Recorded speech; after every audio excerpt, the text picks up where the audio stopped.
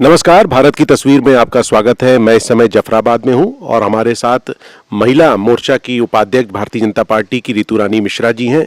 आपका भारत की तस्वीर में स्वागत है।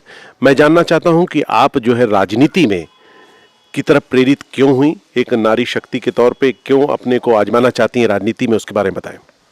धन्यवाद, आपने मुझे इस बात का मौका दिया। महिलाएं आज तक जफराबाद में कोई भी महिला और प्लस ब्राह्मण महिला आज तक कभी कोई दावेदारी नहीं की है। तो मुझे ऐसा लगता है कि महिलाओं को भी मौका मिलना चाहिए, खासकर ब्राह्मण महिला को। तो इसलिए मैंने राजनीति की तरफ ये ध्यान दिया कि राजनीति में मुझे भी आना चाहिए और शायद मुझे देख के बहुत सी महिलाएं प्रेरित हों, बहुत सी बच्चियां प्रेरित हों जो राजनीति में अपनी तरफ को आगे बढ़ाएं। आप राजनीति में हैं, लेकिन भारतीय जनता पार्टी को ही क्यों चुना? आपकी क्या शिक्षा या परवरिश कुछ उस तरह की रही है या आप किसी विचारधारा से प्रभावित रही हैं? नहीं जी, बिल्कुल मेरी पढ़ाई जो है शिशु मंदिर से हुई है। संघ के परिवार की मैं रही हूँ और संघ निवेदिता स्कूल से मेरा इंटर और हाई स्कूल इंटर वहीं से मेरी शिक्षा दीक्षा सब वहीं हुई है। और संघ परिवार को मेरे पिताजी ने काफ़ी अच्छी ज़मीन भी दान में दी है। तो हम लोगों का बचपन से ही रुझान अपने विचार परिवार की तरफ रहा है। तो इसलिए भारतीय जनता पार्टी के सिवा और हम लोग कुछ सोच भी नहीं सकते हैं। आप भारतीय जनता पार्टी से जुड़ी हुई हैं और बचपन आपका संघ के साथ रहा है, तो पूरी तरीके से उस माहौल को आपने देखा है। आपको लगता है कि क्या आप एक महिला के तौर पे जो जो राजनीति है आज की, उसमें आप अपने आप को कहाँ पे पाती हैं? क्या आप उस मजबूती के साथ आप टक्कर दे पाएंगी? जी बिल्कुल, बहुत मजबूती से टक्कर देंगे क्योंकि हम लोग जिस विचार परिवार से आते हैं उस मजबूती को लेकर चलते हैं। राजनीति में सबसे पहले जो बीजेपी का सबसे मजबूत जो हिस्सा है वो हमारा संघ परिवार है, हमारा विचार परिवार है। तो अब जब मैं वहाँ की शिष्या हूँ, उसी परिवार से हूँ, तो ज़्यादा मजबूती हम ही लोगों की रहती है।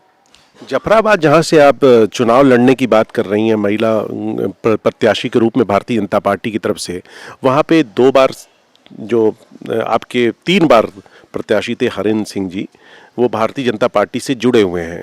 मतलब उन्होंने भी तो काफ़ी कुछ किया होगा, लेकिन आपको लगता है कि क्या महिलाओं के लिए जो कार्य होना चाहिए था नहीं हुआ था, इसलिए आप आना चाहती हैं? या आपको ये लग रहा है कि वो ब्राह्मण बाहुल इलाका हो गया जब उसका विधानसभा बना जफराबाद, तो आपको लगता है कि एक ब्राह्मण चेहरा है इसलिए आपको राजनीति में उतरना चाहिए, चुनाव लड़ना चाहिए? बिल्कुल, देखिए पार्टी, ये तो संगठन का निर्णय होगा कि वो किसको लड़ाएंगे, किसको देंगे मौका। तो ये बात संगठन के पास है। दूसरी चीज़ कि 3 बार से उन्हीं को मौका मिला है, तो इस बार परिवर्तन होना चाहिए। एक बात, दूसरी बात, जब जफराबाद, पहले ये 82 था, जब ये जफराबाद बना तो इसमें ये ब्राह्मण की संख्या इसमें ज़्यादा हो गई। तो और पिछली बार जब वोट पड़े थे तो उसमें सबसे ज़्यादा महिलाओं ने वोट आकर किया था। तो अगर एक महिला प्रत्याशी प्लस ब्राह्मण अगर इस बार वहाँ से खड़ी होती हैं तो महिलाओं का वोटिंग और भी बढ़ जाएगा और एक अच्छा परिणाम पार्टी को सामने आके मिलेगा। मान लीजिए आपको मौका मिला, आप प्रत्याशी बन गई और अगर विजयी हो गई, तो आप क्या क्या करेंगी महिलाओं के लिए? बहुत कुछ करेंगे क्योंकि कुछ अभी भी ऐसे गांव हैं, ऐसी महिलाएं हैं जो अपने माननीय जी मुख्यमंत्री जी के जो उन्होंने महिलाओं के लिए दिया है वो अभी भी उससे नहीं उनको मिल पाया है। तो पहले तो उन सब चीज़ों को सुधारेंगे। कुछ जो है वहाँ पे थानों की दलाली ख़त्म करने की इच्छा रखे हैं कि जो थानों पे दलाली हो रही है और जो लोग मतलब सुविधा या ये कह लीजिए कि पीड़ित हैं कुछ जगहों से या किन्हीं कारणों से, तो उन लोगों के लिए भी सुनेंगे। उन लोगों के लिए भी सुनेंगी। आप कहीं ना कहीं माफियावाद के खिलाफ लड़ने की बात कर रहे हैं, तो बहुत बड़ी चुनौती की बात है। आप उसको स्वीकार कर रही हैं कि आपको मौका मिला। तो वैसे भी आपके मुख्यमंत्री योगी आदित्यनाथ जी जो हैं उसके लिए विख्यात हैं, माफियाओं के खिलाफ बड़ा कदम उठाते हैं। तो आप लग रहा है योगी जी को आगे रख के तो ऐसा नहीं विचार रख रही हैं? नहीं, ऐसी कोई विचार नहीं है मेरी। ये है कि हाँ, एक मजबूत महिला हैं और माफियों के खिलाफ तो लड़ रहे हैं, लड़ेंगे भी।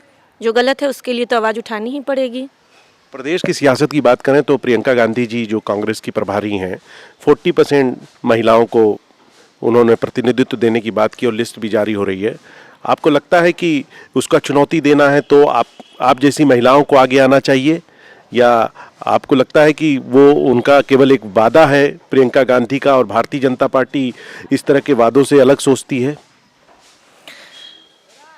एक सबसे बड़ी बात कि 70 साल से वो लोग राजनीति में सक्रिय रहे, महिलाओं के प्रति बहुत कुछ तो नहीं सोचे। जब हमारी सरकार आई थी, हमारी बीजेपी सरकार आई, तो इसमें सबसे ज़्यादा ये सरकार महिलाओं के विषय में सोची थी। इससे पहले कांग्रेस कभी क्यों नहीं सोची, कभी इज्जत घर देने के विषय में नहीं सोची। इतने सालों से बेटियां या बहुएं या हमारी माताएं जो है गाँव में अंधेरे में जाया करती थीं, बाहर निकला करती थी, तब तो ये सरकार नहीं सोची। जब ये सरकार थी तो ये विषय सोचना चाहिए। रही बात एक दूसरी बात कि जहाँ उनकी सरकार इस समय है वहाँ पे वो बेटियों के विषय में बहुत नहीं सोच रही हैं, तो बहुत दुर्भाग्यवश ये बात है कि प्रियंका जी यूपी में आती हैं और वो बेटियों के लिए ऐलान करती हैं। 70 साल पहले सो रही थी या उनकी सरकार सो रही थी?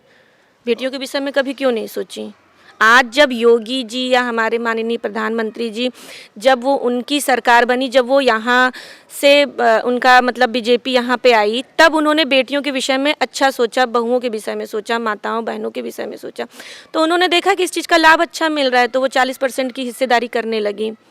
ये आपने कांग्रेस और प्रियंका गांधी के बारे में बताया। अब मैं ये पूछना चाहता हूँ कि अखिलेश यादव जी जो कि चुनौती देते हुए दिख रहे हैं, ऐसा कहा जा रहा है, आपको लग रहा है क्या कि अखिलेश यादव योगी आदित्यनाथ जी को चुनौती दे रहे हैं? नहीं, चुनौती वो दे ही नहीं पाएंगे क्योंकि उस टक्कर के ही नहीं हैं। हमारे माननीय मुख्यमंत्री जी के टक्कर में तो वो न कभी थे, न कभी हैं, न कभी रहेंगे। क्या भाजपा की सीट कुछ घटेगी और सपा की सीट बढ़ेगी ऐसा 2017 की तुलना? भाजपा की सीट तो हम लोग घटने नहीं देंगे, क्योंकि हम लोग ये प्रण है, कुछ भी हो जाए हम लोग घटने नहीं देंगे। हम लोग घूम घूम के डोर टू डोर जा रहे हैं, वहाँ महिलाओं को बता रहे हैं कि इतनी सुविधा, इतना लाभ और कौन सी सरकार दे सकती है। आप रितु रानी मिश्रा जी, जिनसे हम बात कर रहे थे, भारतीय जनता पार्टी की नेता हैं जफराबाद से।